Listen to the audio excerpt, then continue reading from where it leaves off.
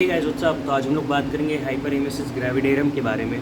तो सबसे पहले तो हमें ये समझना पड़ेगा कि हाइपर एमेसिस ग्रेविडेरम आखिरकार है क्या। ठीक है ना, नाम से तो बहुत खतरनाक सा लग रहा है कि हाँ भाई क्या ही होगा ये हाइपर एमेसिस ग्रेविडेरम, पता नहीं क्या होगा। ठीक है ना, इतना खतरनाक सा टर्म है। ठीक है ना, तो कुछ नहीं है ये कुछ भी नहीं है, ये उल्टी है। अगर एक्सेसिव वॉमिटिंग होगी प्रेगनेंसी के दौरान तो उसी को क्या कहते हैं, हाइपर एमेसिस ग्रेविडेरम, बस और कुछ नहीं। ठीक, तो अब वहीं से शुरू करेंगे, उसी तरीके से शुरू करेंगे। तो इंट्रोडक्शन में क्या है, basically vomiting in pregnancy is known as hyperemesis gravidarum. ठीक, हाइपरेमेसिस ग्रेविडेरम को और पर्टिकुलरली हमें डिस्क्राइब करना है कि सीवियर टाइप ऑफ वॉमिटिंग, अगर सीवियर टाइप ऑफ वॉमिटिंग हुई of pregnancy with deleterious effect of on health of the mother और incapacitates her day to day activity. अभी कोई सीवियर वॉमिटिंग हुई, ठीक है ना, severe vomiting in pregnancy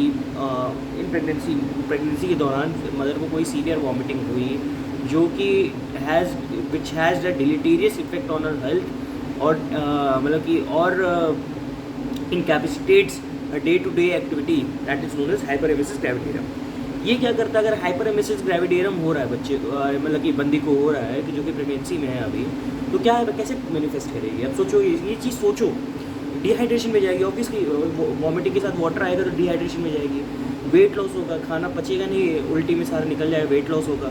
nutritional deficiency, again खाना पचेगा नहीं तो फिर सारा उल्टी में निकाल देगी, न्यूट्रिशन भी नहीं एब्जॉर्ब होंगी तो nutritional deficiency. Abnormal electrolyte and acid base balance, electrolyte सारे बाहर हो गए, ठीक है ना, तो इस तरीके की इलेक्ट्रोलाइट की एबनॉर्मल हो जाएंगे और एसिड बेस का बैलेंस थोड़ा सा गड़बड़ हो जाएगा, क्योंकि भाई ऑब्वियसली वो थोड़ा सा एल्कलोसिस की तरफ वो शिफ्ट करेगा। ठीक है ना, और इसके अलावा इसके इंसिडेंट्स में क्या हो सकता है, इंसिडेंट्स क्या है इसका मतलब, इंसिडेंट्स तो छोड़ दो, जान दो, ये इसकी बात करो कि एटियोलॉजी क्या है। ठीक है ना, इंसिडेंट छोड़ो, इंसिडेंट्स तो कुछ भी होगा, एटियोलॉजी क्या है। तो बेसिकली ह्यूमन कोरियो जो HCG होता है, हार्मोन ह्यूमन कोरियोनिक गोनाडोट्रोफिन जो होता है, ठीक है ना, वो इसके लिए रिस्पॉन्सिबल है। HCG is considered one of the major factor that causes hyperemesis gravidarum. Genetic होता है कुछ मतलब कि बंदियों में, क्योंकि उनकी माँ भी इतनी उल्टी करती थी उनकी प्रेगनेंसी के दौरान, तो बच्ची भी इतना ही कर रही है उल्टी उसकी प्रेगनेंसी के दौरान। ठीक है, यंग एज, बहुत ही यंग एज में प्रेगनेंसी हो गई, ठीक है ना, कि 18-19 साल में प्रेगनेंसी हो गई तो बंदी क्या है, हाइपरेमेसिस ग्रेविडेरम दिखा सकती है। माइग्रेन, मोशन सिकनेस, किसी बंदी को माइग्रेन या मोशन सिकनेस है उसमें भी हाइपरेमेसिस ग्रेविडेरम के चांसेस है। साइकोजेनिक फैक्टर्स, कुछ साइकोजेनिक फैक्टर्स हों, डाइटिक डेफिशिएंसी या एलर्जिक इम्यूनोलॉजिक, कोई डाइटिक डेफिशिएंसी हो या एलर्जिक इम्यूनोलॉजिक कोई दिक्कत हो। H. pylori increase gastric motility gastric कम हो गई, H. pylori का इन्फेक्शन है तो उसके कारण से भी हाइपर एमेसिस ग्रेविडेरम में महिला जा सकती है, प्रेसिपिटेट कर सकती है। कोई डाइटिक डेफिशिएंसी है या एलर्जिक इम्यूनोलॉजिक दिक्कतें हैं तो उसके कारण से भी वो कर सकती है। ठीक, सिम्टम्स कैसे होंगे, सिम्टम्स इसके क्लिनिकल कोर्स कैसे होंगे, समझो सिम्टम्स में और क्लिनिकल कोर्स क्या क्या है। एपिगैस्ट्रिक पेन होगा, ठीक है, बंदी को जो है एपिगैस्ट्रिक पेन लेके आएगी, क्योंकि वहीं से वॉमिटिंग स्टमक के थ्रू ही आती है। सिम्टम्स ऑफ कॉम्प्लिकेशंस, कुछ सिम्टम्स आएंगे कॉम्प्लिकेशंस के, क्योंकि एक्सेसिव वॉमिटिंग होगा, ऑलिगो यूरिया होगा। भाई एक्सेसिव वॉमिटिंग है, बंदी डिहाइड्रेशन में, तो ऑब्वियसली ऑलिगो यूरिया ही कराएगा आगे जाके। ठीक है, क्लिनिकल कोर्स में ये सब epigastric pain symptoms of complications आ जाएंगे। साइंस में क्या क्या है, signs of pregnancy, obviously hyperemesis gravidarum की बात करें, ग्रेविडेरम का शब्द ही मतलब एक तरीके से प्रेगनेंसी में आ गया। साइंस ऑफ डिहाइड्रेशन में कीटो एसिडोसिस, डिहाइड्रेशन की साइंस देगा और कीटो एसिडोसिस की साइन देगा। डिहाइड्रेशन की साइंस क्या क्या है, संकेत noise, dry coated tongue, loss of skin, turgor, tachycardia, यही सब होता है। ठीक है ना, हाइपोटेंशन, बिकॉज वो अगर लो होता है तो आप जानती हो कि पल्स जो होता है इन्वर्सली प्रोपोर्शनल होता है टू BP, तो अगर टैकीकार्डिया है तो BP हाइपोटेंशन कम, हाइपोटेंशन होगा। Breath with ketotic odour, breath जो होगा कीटोटिक ओडोर के साथ रहेगा, कीटोसिस, क्योंकि कीटो एसिडोसिस हो रहा है यहाँ पे। ठीक है ना, तो संकेत noise, dry skin, turgor loss हो जाएगा, ड्राई कोटेड टंग हो जाएगा, एक्ट्रेस भी दिखाएगा कभी कभार। इसी कॉम्प्लिकेशंस क्या क्या हो सकते हैं, न्यूरोलॉजिक कॉम्प्लिकेशंस में क्या क्या होगा, वर्निकेज इंसेफेलोपैथी, कोर्सकॉफ, साइकोसिस, पेरिफेरल न्यूराइटिस। अभी कॉम्प्लिकेशंस क्यों होगा, ये विटामिन B12 की डिफिशियंसी के कारण ये तीनों चीज़ें होती हैं। ठीक है, वर्निकेज इंसेफेलोपैथी, कोर्सकॉफ, जो कि वर्निकेज पहले तो वर्निकेज इंसेफेलोपैथी होगा, फिर वो कोर्सकॉफ साइकोसिस में जाएगा। ठीक है ना, तो इस तरीके से वो उसका मैनिफेस्टेशन वर्निकेज इंसेफेलोपैथी, कोर्सकॉफ साइकोसिस, और फिर क्या कराएगा, पेरिफेरल न्यूराइटिस करा सकता है ये बंदा।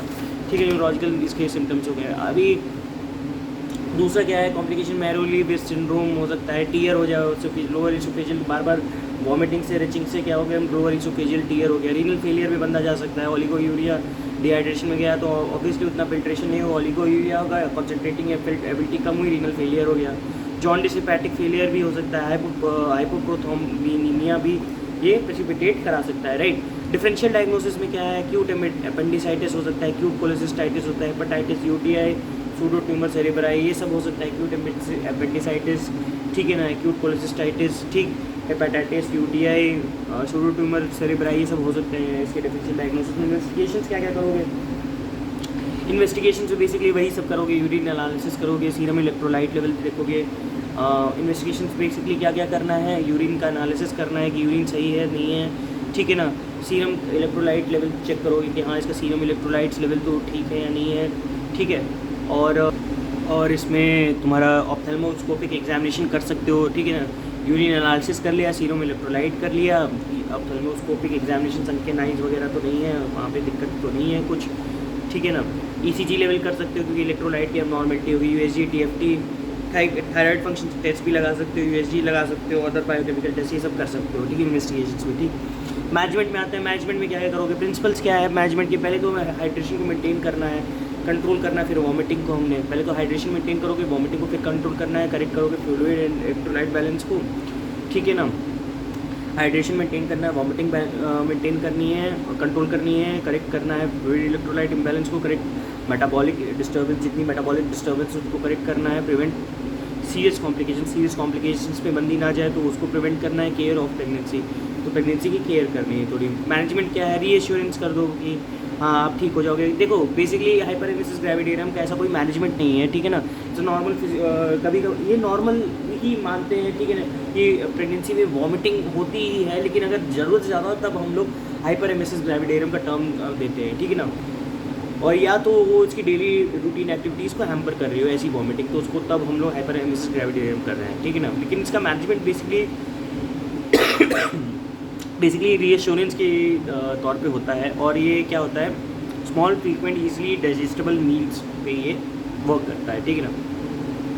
मान लो हमने कहा कि महिला आ रही है लेके आपके पास ओपीडी में कह रही है डॉक्टर साहब मेरे को प्रेगनेंसी के दौरान बहुत उल्टी होती है, तो आप उसको रीश्योर करोगे कि ठीक है आप ठीक हो जाओगे, ये थोड़ी सी नॉर्मल सी चीज़ है लेकिन होगी, लेकिन हम कोशिश करेंगे इसको ना हो, ठीक है। फिर क्या कहोगे, इससे कहोगे कि आप थोड़ा थोड़ा खाया करिए, फ्रीक्वेंटली खाया करिए, और ईजिली डाइजेस्टेबल मील्स लिया करिए, जैसे कि आपको फास्ट फूड अवॉइड करना है, थोड़ा थोड़ा दिन भर, मतलब कि दिन भर में जैसे आप पहले 4 बार खाना खाते थे तो अभी 8 बार खाएंगे, वही 4 बार का खाना 8 बार के में कंप्लीट करेंगे अपने। जैसे सुबह का ब्रेकफास्ट में आपने क्या करते थे, आपने 2 पराठे खाते थे, तो अभी क्या करेंगे, तो एक पराठे को मतलब कि 8 बजे एक पराठे को 10 बजे ऐसे ऐसे करके तोड़ तोड़ के मील्स खा रही है अपने, ठीक है। स्मॉल फ्रीक्वेंट इजीली डाइजेस्टेबल मील करिए इसको, ठीक है ना। एंड एडमिट करना है, अगर नहीं ज़्यादा दिक्कत आई, सीवियर डिहाइड्रेशन में एडमिट कर लो, IV फ्लूइड्स दे दो 3 लीटर 5% डेक्सट्रोज और half Ringer solution Ringer lactate दे दो, क्रिस्टलॉइड दे सकते हो, डेक्सट्रोज क्रिस्टलॉइड्स ये सब दे सकते हो, ठीक है ना, डेक्सट्रोज रिंगर लैक्टेट और क्रिस्टलॉइड्स दे सकते हो, इलेक्ट्रोलाइट्स दे सकते हो इसमें।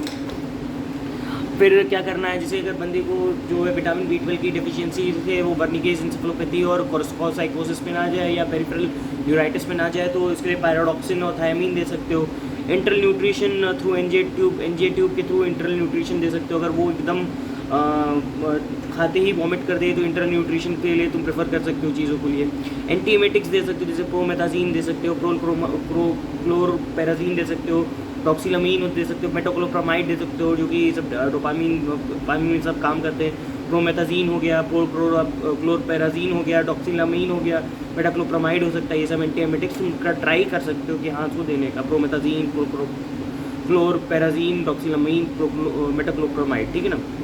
कॉर्टिकोस्टेरॉइड्स दे सकते हो, इन्फ्लेमेटरी कोई प्रोसेस तो नहीं है। हाइपरेमेसिस प्रोग्रेस चार्ट देख सकते हो कि हाइपरेमेसिस प्रोग्रेस कर रहा है नहीं कर रहा है, मतलब कि चार्ट उसको मॉनिटर करने के लिए, फ्रीक्वेंटली मॉनिटर करने के लिए हाइपरेमेसिस प्रोग्रेस चार्ट लगा सकते हो। Sympathetic birth form